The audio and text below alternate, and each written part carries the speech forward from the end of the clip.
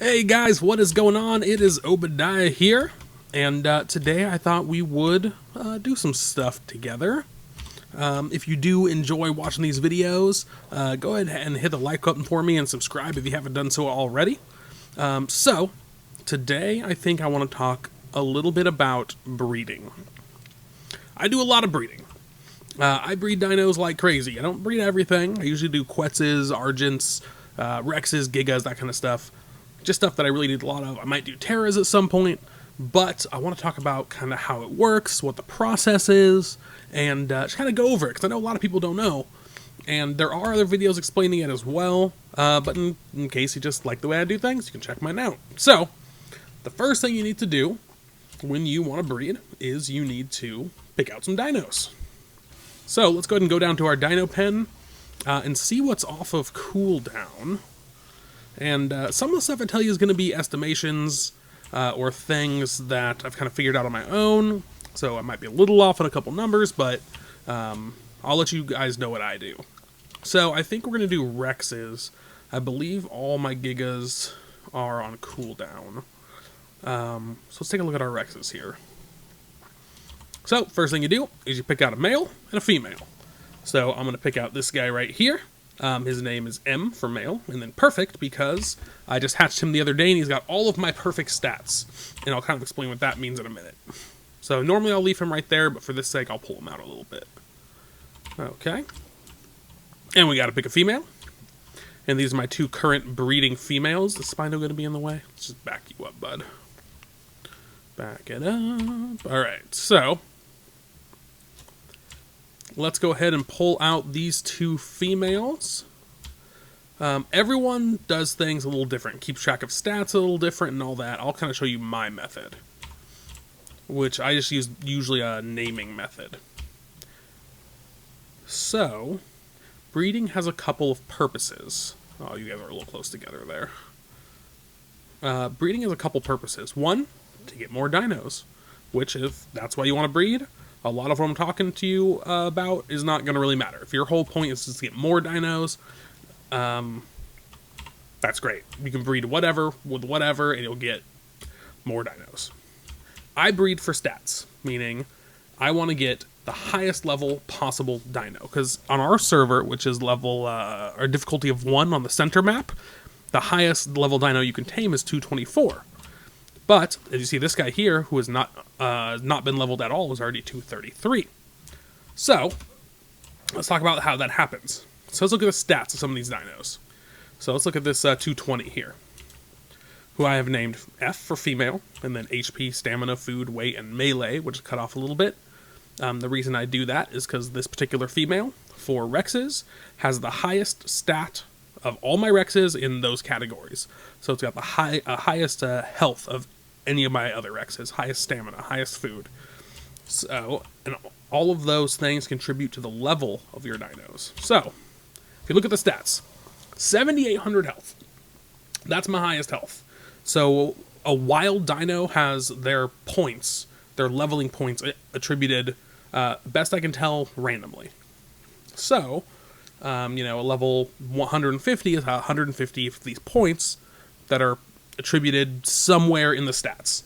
So this one happened to get a lot of health. This was probably a bred dino, but assuming it was a wild tamed one. Health, stamina, whatever. So, I look at this health and I go, it's 7,800. Then I look at, actually let's look at, let's see, what stat is missing there? Okay, let's look at the oxygen. So this one's got an oxygen stat of 615. Okay, which is not bad. When I look at the male, and this male has an oxygen stat of 735. So, when I breed this male with that female who have different oxygen stats, there is a chance the baby will have one or the other.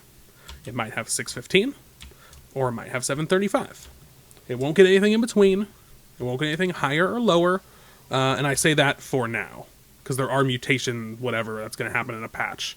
And that will change everything, most likely. But for now, it'll either get the mom stat, or it'll get the dad stat. And that'll happen for every category. So, I believe the chance of getting the better stat is 70%. So there's a 70% chance it'll get the 735 stat.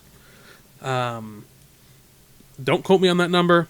I read it somewhere. It might not be true. It might be 50-50, but I think it's a little higher. So that'll happen for every stat. So in the health, 70% chance to get the better health. Stamina, 70% chance to get the better stamina, etc., etc., etc. So my goal is to get all of the best stats on one dino, which I've actually achieved with this guy whose name is Perfect. So he's got all the best stats. Now you'll notice his stats are a little higher because I did imprint him, which does boost the stats a bit. But you cannot breed out boosted stats. So just because I imprinted him and then he has 8,800 health now, originally it was 7,800, so if I breed him, the highest that's going to happen is 7,800. But with the exception of this oxygen stat, every stat between that female, or that male and this female, are exactly the same. And same with this female. Except for this one's missing HP, oxy, food, stamina. So I breed these together in hopes to get that stat, all the best stats on one dino. Does that make sense? I hope that makes sense. It's a little confusing and a little technical and kind of hard to explain. And so by doing so, I can get more points in each of those stats, which increase the overall level of the dino. So that's why I was able to get this dino who is better than a perfect tamed 150. Hopefully that makes sense. So let's go ahead and breed these guys. Oh, there's also a hidden stat. The mysterious hidden stat. Super mysterious. Now, I've heard it called the speed stat. I've heard it called the topor stat. Or just the hidden stat. I personally believe it is in speed. So all dinos, before they're leveled, of a certain kind have the same speed. So that, oh, a little bit of lag. A little bit of lag. Or crash. Or broken. Let's unlag. Here we go. Okay. See how far I can get. Oh, there we go. Alright. So, let's look at a non-imprinted guy. That'll make more sense. So this Rex has a movement speed of 100. It has never been leveled.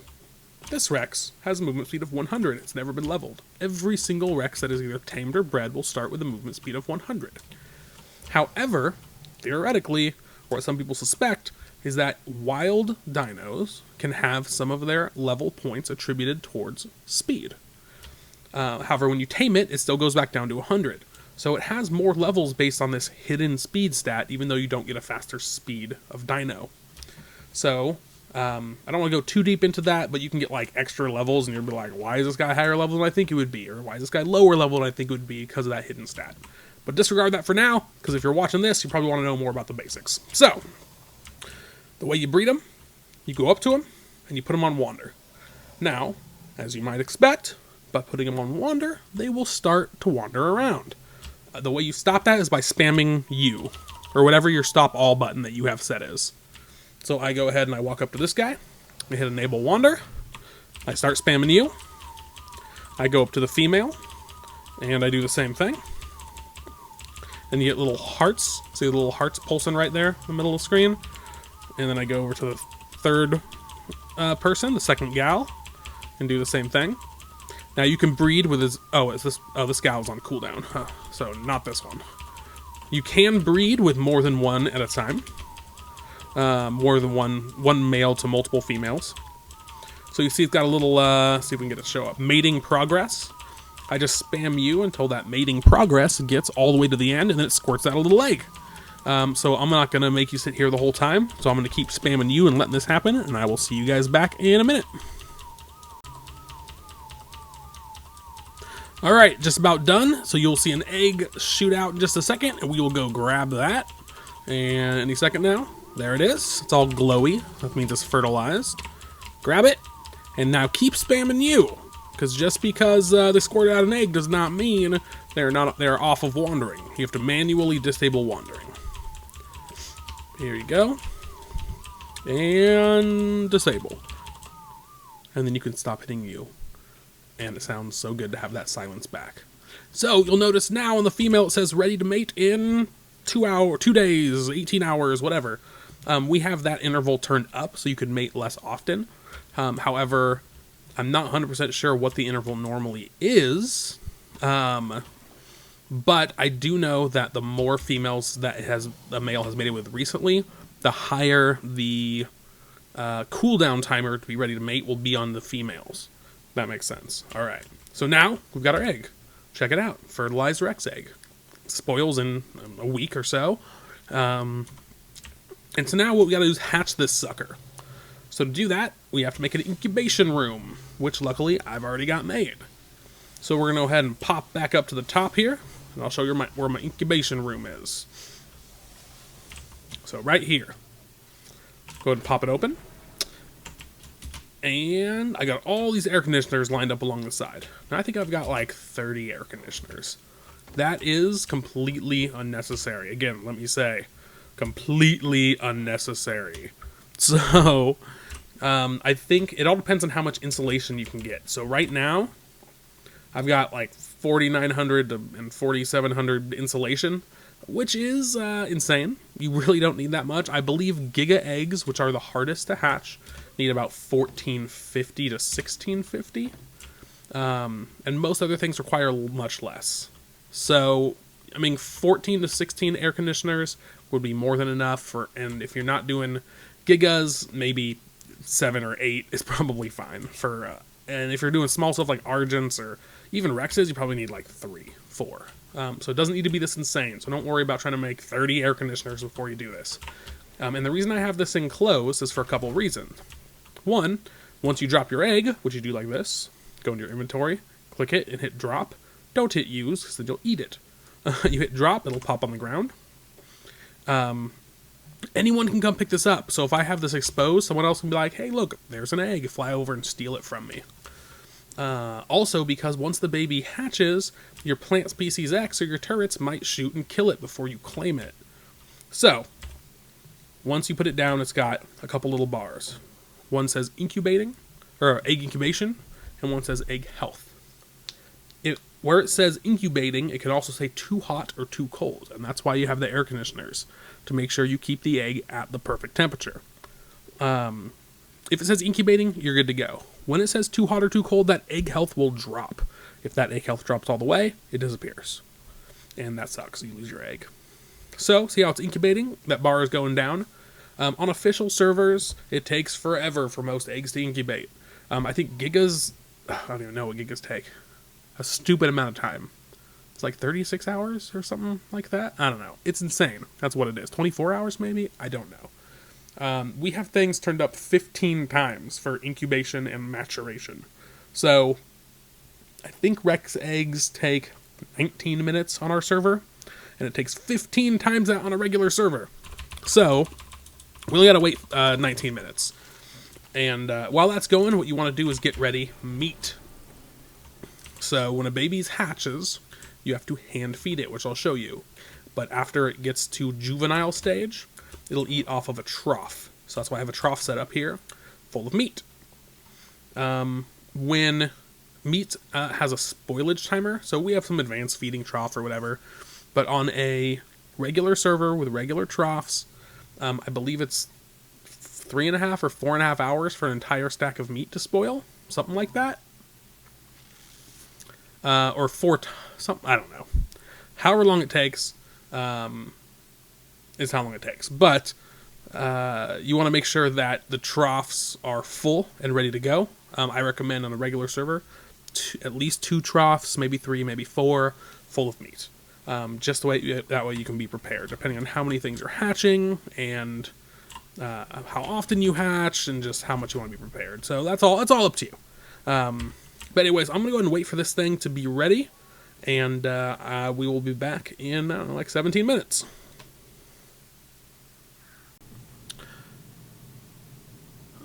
Alright, this egg is just about to hatch. Once it does, the very first thing you want to do is imprint the baby. You do not own it just because you dropped the egg. It'll start wandering around, and you got to walk up and imprint it. It is going to ask you to name it. You can just skip that for now, or name it if you want. I personally just skip it because all babies start with wandering enabled, and you want to disable that, or else the sucker is going to wander off. You got to chase it down and then try to get it to stop, and it's just a huge pain. So you want to imprint it, disable wandering, and then open up its inventory. And here it goes. Any second now. Baby T-Rex. There it is. So we imprint. Oh, we lag. And then we disable wandering, open up its inventory, and throw meat in it. So let's look at the stats. It did get the good oxygen stat, and so I believe that means that this one has all of my best stats, which is awesome. So, look at its weight. Oh, is it a female? Please be a female. Oh, it's a female! So now I have a perfect pair. Awesome. So, look at its weight. Its weight up here at the top says 0.45 out of a number that's going up. That number starts very small and then progressively gets bigger. And once that number gets all the way to the maximum weight that the dino will have, when it's fully grown, then it's done. I think it takes on our server like 6 hours for a Rex. So, right now it's going up, and it's eating this meat in its inventory, and I just got to keep filling it up. When this number here gets to be 10% of the final number, so when this weight here is 84, which would be 10% of 840, then it becomes a juvenile. And when it's a juvenile, it can start eating off of a trough. So then I don't have to put meat in its inventory anymore. I just put it in a trough, and it's done. So right now we're in what's called the hand feeding stage, the baby phase. So we just keep filling it up, let it do its thing, and let's actually get it out of here. Go ahead and put its follow distance on low, and walk it out of here. Come on. Alright. Let's go ahead and stand it right here. I don't have a lot of room for babies to stand, which is not something I'm used to. I usually have a huge area for this. Okay. Fill it up. And this won't take very long because our server is super increased. But for now, you just keep hand feeding it. And it's really not too bad if you have good multipliers like ours, or really fast multipliers. But let's see. So now I go ahead and name this sucker. I name it female. And then I normally name it, HP, stamina, oxygen, depending on what its best stats are. But because they are all the best, I can go ahead and just name it female. Perfect. There we go. Now, some people keep track of the stats of their dinos different ways. Some people screenshot the base stats, keep them in a folder. I've done that and still do that sometimes. Some people keep Excel sheets. I've also done that. But I've realized just naming them is just simple and easy and keeps track of everything just fine. So that's why I do it that way. So once this thing gets to juvenile, it'll start eating off the trough. And you just keep a full trough of meat. And then you wait until it is done, and that is pretty much all you got to do. Keep an eye on your meat levels, and keep an eye on your dinos. Make sure they're somewhere safe. Make sure they're off wander or off follow. And then eventually you will get an adult dino. I'm going to upload this video right now, most likely, so we're not going to wait for it to grow up. But you'll probably see it all grown up in the next video I do. But besides that, that is pretty much it. If you have any questions about how that whole process works, or just anything breeding in general, please leave it in the comments below. If you did enjoy the video, please go ahead and hit that like button and subscribe if you have not done so yet. I really appreciate the support. So anyways, if you guys have any questions, let me know. Let me grab a, let me see if we can get a cool, okay, let's take this shield off. Can we get a good shot with our new Rex? Okay, let's do this. Turn this way.